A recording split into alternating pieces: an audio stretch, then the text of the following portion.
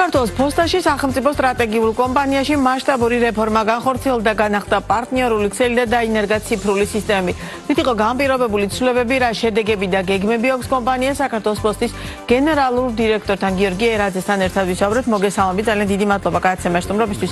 თავდაპირველად მაყურებელს რომ უთხრათ იმ რეფორმების შესახებ, რომელიც ამ ხნის განმავლობაში, რაც მიხვედით, პოსტაში განახორციელეთ და რას მოიცავს ძირითადად ეს რეფორმები, რა ტიპის ცვლილებებზეა საუბარი და მე უკვე ვისაუბროთ თვითონ ამ რეფორმის შედეგებზე და გავლენაზე მთლიანობაში იმ ყველაზე მნიშვნელოვან სეგმენტთან, რასაც მომხმარებელი ქვია, ყველა ის, ვინც საქართველოს პოსტით სარგებლობთ, ან ერთხელ მაინც გვისარგებლია.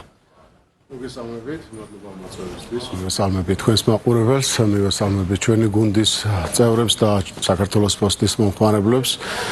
როგორც თქვენთან პირველად ვიზიტზე აღვნიშნე, საქართველოს პოსტის ჩვენი მიზანია საქართველოს პოსტა გავხადოთ თანამედროვე, ტექნოლოგიურად განვითარებული და მომხმარებელზე ორიენტირებულ ორგანიზაციას. წინა ხელმძღვანელობების პირობებში რა რეფორმებიც ხორციელდებოდა, თუნდაც ავტომატიზირება პროცესების დახარისხების კუთხით ჩვენ უკვე დავნერგეთ და წარმატებით მიმდინარეობს ეს პროცესი. ამასთან ერთად მინდა აღნიშნო, რომ ჩვენ შევქმნით ახალი შემოსავლის წყაროები, დაუბრუნეთ ფუნქციონალი ისეთ სტრატეგიულ ობიექტებს, როგორიც არის აეროტერმინალი, გავაფორმეთ რამდენიმე კონტრაქტი კომპანიებთან, მივიღეთ უკვე ტვირთები და დავიწყეთ გადამუშავება.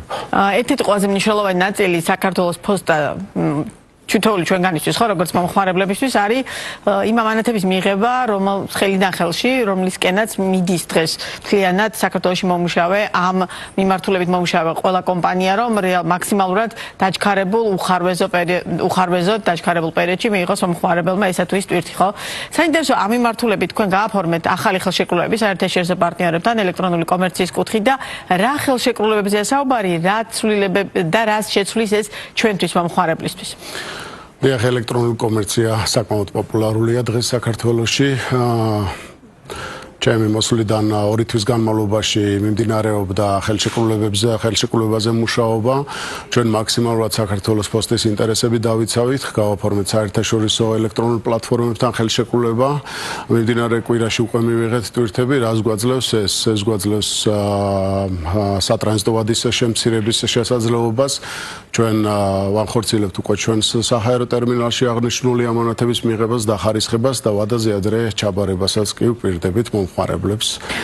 რომელ ქვეყნებთან გაფორმდა ეს ხელშეკრულება? ანუ რომელი ქვეყნებიდან ვიღებთ დღეს რეალურად თუ დაუშვათ მსოფლიოს ნებისმიერი წერტილიდან, ანუ ეს ახალი ხელშეკრულებები მთელი მსოფლიოს მასშტაბს მოიცავს თუ დაუშვათ რომელიმე კონკრეტული ქვეყნებიდან და კონკრეტული მიმართულებებიდან? დიახ, ამ ეტაპზე მოგეხსენებათ, რომ პოპულარული მიმართულებები ჩინეთიდან არის, თუმცა ევროპის მასშტაბითაც და საერთაშორისო მასშტაბითაც ჩვენ ვიღებთ ამანათებს, ვამუშავებთ და ვაკეთებთ მიწოდებას მომხმარებლებამდე და მომავალი წლიდან კიდევ უფრო ახალი პროექტები გველოდება ამასთან დაკავშირებითაც შემდგომ შეხვედრაზე ალბათ გამოვიყენოთ.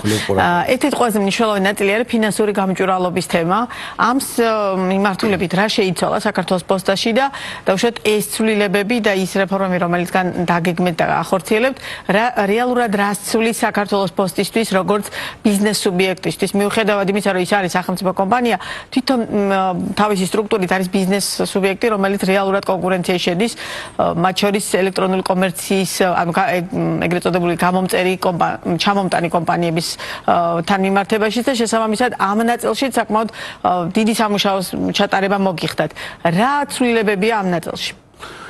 ზოგადად ბიზნეს პროცესების მართვისთვის აუცილებელია დავგეგმოთ და გავაციფრულოთ პროგრამები და ეს ჩემთვის პრიორიტეტი იყო. დავნერგეთ ისეთი პლატფორმა, სადაც საოპერაციო მოგება გამჭვირვალე გახდა, რაც უკვე გაურკვევლობას საერთოდ ამცირებს, რაც აძლიერებს პასუხისგებლობას და ზრდის მენეჯმენტის გადაწყვეტილების სისწრაფეს. ეს იყო მთავარი მიზანი ამ პლატფორმის შექმნისთვის და არა მხოლოდ ფინანსური გამჭვირვალობა, არამედ ელექტრონული დოკუმენტ ბრუნვაც, რაც ინფორმაციის მიმოცვლისთვის აუცილებელი არის. კი ბატონო, კიდევ ერთი თემა ეს არის სახმელეთო ტერმინალსა და ევროპულ მიმართულებებში არსებული სურათი. საკმაოდ მაღალი მაჩვენებელი დაფიქსირდა ამ ნაწილში. რით არის განპირობებული ეს შედეგები და დაუშვათ ამ მიმართულებით რა სიახლეებს შეიძლება ველოდოთ? სხვათა შორის მინდა გულწრფელად გიპასუხოთ, რომ წინა საახალწლო პერიოდი მნიშვნელოვანად ზრდის ტვირთბრუნვას, თუმცა აქვე მინდა აღვნიშნო, რომ ჩვენ დავამატეთ დამატებითი რეისები და ხაზი მინდა გაუსვა იმ პრიორიტეტებს, რაც ამ კუთხით გაგვაჩნია და ეს არის ნებისმიერ საქართველოს მოქალაქეს და არარეზიდენტსაც მათ შორის შეუძლია შესაძლებლობა გააჩნია საქართველოს 80-მდე ფილიალში მიიტანოს თავისი გზავნილი ან პირადი გზავნილი და გააგზავნოს ევროპის მიმართულებით. საბერძნეთის, იტალიის, ესპანეთის, საფრანგეთის, გერმანიის, პოლონეთის და ასე შემდეგ. სატრანზიტო ვადა საკმაოდ შემცირებულია 3-დან 7 სამუშაო დღემდე შეუძლია ადრესატმა მიიღოს და რაც მთავარია არის საკმაოდ დაბალი ტარიფი, მაგალითად 1 კილოგრამის გაგზავნა თბილისიდან ათენის მიმართულებით სურაღაში 7 ლარად. აქ კონკურენციის გაწევა კომპანიების რომელთაც გიწევთ მათთან მიმართებაში ტარიფი როგორია და რამდენად კონკურენტულად გამოიყურება საქართველოს პოსტა ყველა იმ კომპანიასთან მიმართებაში, რომელიც ამ სეგმენტში საქართველოს ბაზარზე ოპერირებს. დიახ, ჩვენთვის მნიშვნელოვანი ამ ეტაპზე პირდაპირ ვარ კონცენტრირებული საქმის კეთებაზე და ხარისხზე, აქედან გამომდინარე მნიშვნელოვანი არის დროული მიღება,